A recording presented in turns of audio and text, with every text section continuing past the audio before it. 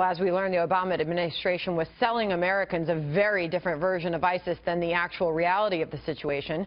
Donald Trump has stirred up some controversy of his own, remarking 5 times in the past 24 hours that President Obama is the, quote, founder of ISIS. Here's just one of those occasions. Last night you said the president was the founder of ISIS. I know what you meant. You meant that he created the vacuum, he lost the peace. No, I meant he's the founder of ISIS. I do. He's the most valuable player. I give him the most valuable player award. I give her too, by the way. But he's not sympathetic to them. He hates them. He's trying to kill them. He was the founder.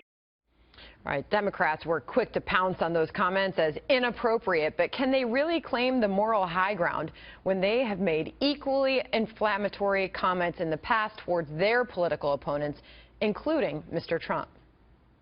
I think it's somewhat ironic to see some members of Congress wanting to make common cause with the hardliners in Iran.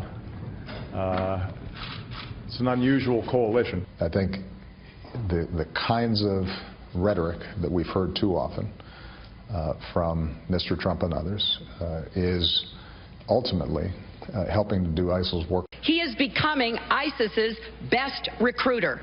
They are going to people showing videos of Donald Trump insulting Islam and Muslims in order to recruit more radical jihadists. All right, joining me now is Dr. Sebastian Gorka, author of Defeating Jihad and a distinguished chair of military theory at Marine Corps University. Larry Korb is a senior fellow with the Center for American Progress and a former assistant secretary of defense. Dr. Gorka, I'll start with you first. What do you believe that Donald Trump, to speak of his rhetoric first, we'll get to the Democrats in a second, but what do you think that Donald Trump meant when he said that President Obama is the founder of ISIS? Well, I'm not his spokesman. I'm not part of his campaign, so let him talk for himself.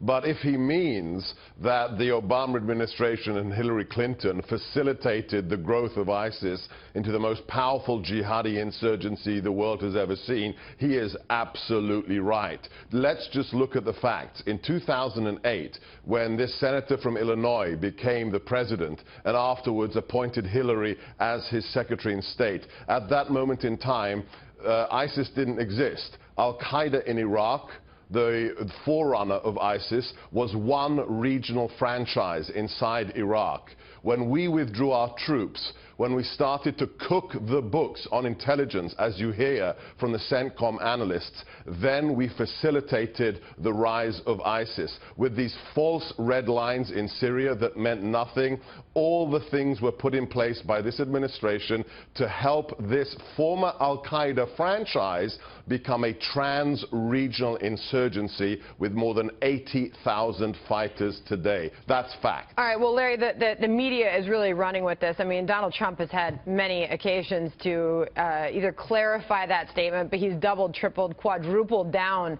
on calling President Obama the founder of ISIS and also making the same insinuation with Hillary Clinton.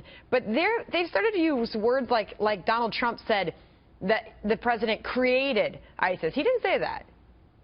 Well, I think if you take a look at what he said and compare it to his own statements, Dr. Gorka seemed to indicate that by us leaving Iraq in 2011 under the agreement that was signed before Obama came into office, and Maliki, the prime minister, refused to modify.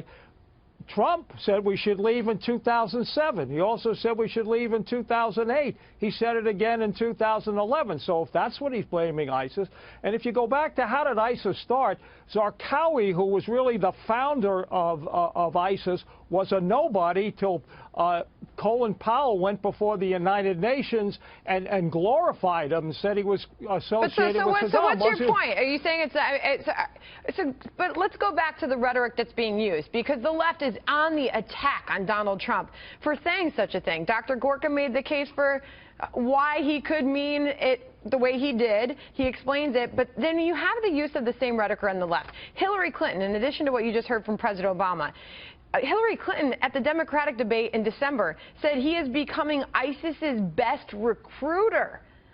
I mean, isn't that similar? Well, I think if you take a look at what he said today, what he said yesterday, basically it's the same thing that Mr. Putin and the Ayatollah are saying. And in fact, the Ayatollah says we created ISIS, so you'd have Sunnis killing Shias, and that's why we have to do the things that we do. This rhetoric, I mean, and again, it contradicts things he himself has said. Never mind what the Democrats are saying. I can show you in 2007, he said we ought to get out. Said it again in 2008. Said it again in 2011. So if that's the problem, he is responsible for it. And Dr. Gorka, you mentioned the CENTCOM report. We just led that with that at the top of the hour. A lot of outrage learning that the American public was misled.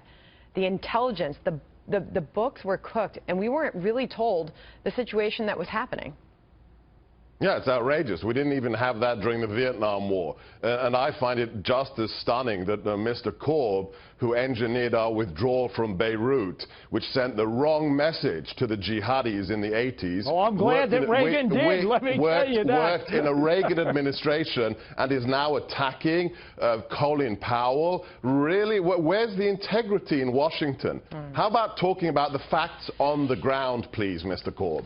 Well, I'm happy to talk about the facts on the ground.